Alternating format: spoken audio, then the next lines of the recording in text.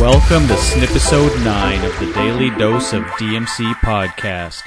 Today is Thursday, January 12th, 2023, and I'm your host, HK. Good morning, all you beautiful people on this wonderful, beautiful Thursday. I am so thankful for it. I hope you are too. Gratitude. I wake up, just on a side note, I've woken up every single day for the last couple years now since I've been very aware of this, and I say thank you for another beautiful day. That's the first thing in my bed. When I wake up, I open my eyes. That's the first thought that comes to my head. That's just something I want to pass on. And also just notice that I use filler words. Yeah, I just said yeah. If you don't know what a filler word is, it's just basically a word or a phrase that you use in speech and linguistics. You'll see politicians on the news and whatnot, to fill in the gaps and pauses, to signal kind of that a speaker is thinking or searching for the right words. And they have little to no meaning, basically. It's not necessary for the overall message or speech. And I just noticed that, and also listening to this last Snipisodes, I noticed I've been using some filler words like and so and like, and we all do that. And you can actually practice that. That's actually a great idea for a Snipisode. I gotta note that down for a future Snipisode. But today I want to talk about mindfulness. Yesterday we talked about fear. We've talked about discipline this week. But today I want to talk about mindfulness. What mindfulness is, how we can practice it, and whatnot. So let's just dive in right into the content. So what is mindfulness? The definition of mindfulness is the practice of bringing one's attention to the present moment and accepting it without judgment. It involves paying attention to one's thoughts and feelings in a non-reactive way. That's what mindfulness is, and we'll kind of get to the science and where it stems from just shortly. But focusing on being in the moment or being present. That's really the core aspect of what mindfulness is. This is something I've had to learn through, and I still do this every single day, and I still need to be made aware of the fact that sometimes I'm drifting off, I need to learn to pay attention, to be in the present moment, without judgment, without getting caught up in thoughts about the past or the future. And don't get me wrong here, it's important. It's so important to reflect on oneself. And then you do that about crunching through and chewing through your past experiences. And it's also important to plan for the future. To sit down and whatever it may be, your career, your studies, your finances, not necessarily down to the very last granular aspect of it, but to plan. And one of those things I get so annoyed with, like when you have interviews and that kind of thing in the workforce, is where do you see yourself in 3 years? I think that is planning for. That's such an unnecessary question, in my opinion. But anyways, we're talking about mindfulness, and being in the moment is absolutely important, just like all these topics we've been talking about. But we're so distracted. I think social media and applications, our phones, our phone. I had a great conversation with a friend a couple days ago, and it was mentioned about the fact that we treat our phones kind of like individuals. Like babies. We cherish them. We make sure that they're plugged in and that they're recharged. And, they've become such an integral part of who we are. And all these applications that we have on our phone are there to distract us all the time. We believe we control it. That's not how it is. Believe me. Once you really sit down and think about it, everything that we've got from Facebook and Snapchat and Instagram and all these applications, even around things like, mindfulness and tasks and news and whatnot, they're all there just to distract us. They're convenience. They make our lives much easier. But when you really get down to the core of it, it's very different. So have a thought about that. It was an interesting conversation, by the way, and I, maybe we'll discuss that on a separate occasion. Yesterday we talked about fear, and if you remember, the one thing that I said, the one thing I personally believe, the one thing that nature has instilled in us that we can completely control is our thoughts, And when we're fully present in the moment, we're able to fully engage with our experiences and simply be more aware of our surroundings, our thoughts, our feelings, this is something I practice every single day, and we'll get into that in just a second. But it's just so important to be aware. Yeah, we're less likely to be caught up about regrets or that we have from our past or worries about the future. Again, reflection and planning is different here when you're consciously doing that. But that stress and anxiety that builds up, can be taken away when we're mindful.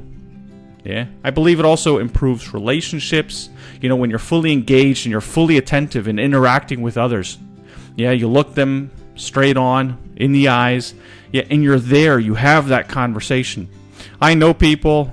Yeah, I've done that as well. In my past, I'd be lying if I didn't.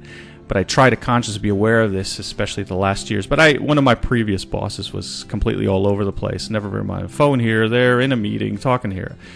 Unbelievable. I don't want to talk bad about anybody, but that's somebody I would encourage to be more mindful. Nonetheless, it improves relationships. I really think that when you're mindful, then you just appreciate the beauty and the richness of everyday experiences that you have with those folks, rather than just taking them for granted. Yeah, and you need to just set aside things. Set aside time. My apologies, to practice and just to really intentionally bring your attention to the present moment and cultivate that skill. Yeah, the origins of mindfulness. I mean, mindfulness, as far as I've done my homework, is the roots are in ancient Buddhist meditation practices. However, it's kind of been when you look at all of this, it's been adapted and secularized for use in basically our modern lives. And mindfulness has a lot of benefits. Yeah, it reduces stress. It improves your focus and your concentration skills. Yeah, increases your self-awareness. You can improve your physical health, through lowering blood pressure and boosting immune system.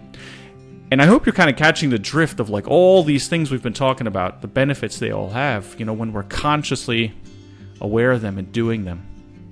So how do you practice mindfulness? Well, there is a couple techniques. Yeah. There's very common ones that you'll see kind of all over the place, or that you hear about. Yeah, from meditation to deep breathing. Mindful movement, things like yoga or Tai Chi, and those are a couple techniques for practicing mindfulness. And I want to talk a couple more. First off, meditation. Yeah, because these are kind of closer to me, things that I've done consistently over the last years, and meditation was one of them. I had a phase in my life where I did a lot of meditation. I don't as frequently meditate as I used to, but I had a phase, and that's okay. In life, you have phases. And at that phase, I did a lot of meditation, just sitting quietly, focusing on the breathing, clearing my mind and whatnot. And then I remember specifically from there, together with my wife, I moved into yoga. We did a lot of yoga, physical postures and breathing exercises. I believe yoga can also help you stay in the moment. And it's not just, to help you get physically fit, but also just to be mindful. Our kids do yoga from time to time. There's actually a great YouTube channel my wife found that's targeted at kids. And from time to time, they do that, and they love it. It's fun, the way it's done. So as parents, we really appreciate the way that those videos are done. And there's something they also do, and that I've noted in my notes here as the third part is what's body scanning. And this is something I still frequently do, very frequently. It's just lying down and just bringing awareness to your body. Yeah, noticing any sensations or discomfort. I do this at different times. Sometimes I do it in the morning after I wake up and I say, thankful for another beautiful day. I just lay there for a minute and just kind of, soak it in. Sometimes I do it in the evening, sometimes during the course of the day. That really varies, but that's something I like to do frequently now, especially, with all the kind of injuries and whatnot from sports. But there's other things you can do. Yeah, you can do walking meditation. Yeah, when you're outside with the dogs. I like to do this on the beach. Yeah, when you're feeling with your feet, that sensation of the ground. You can do it anywhere, in your garden, in the forest, wherever.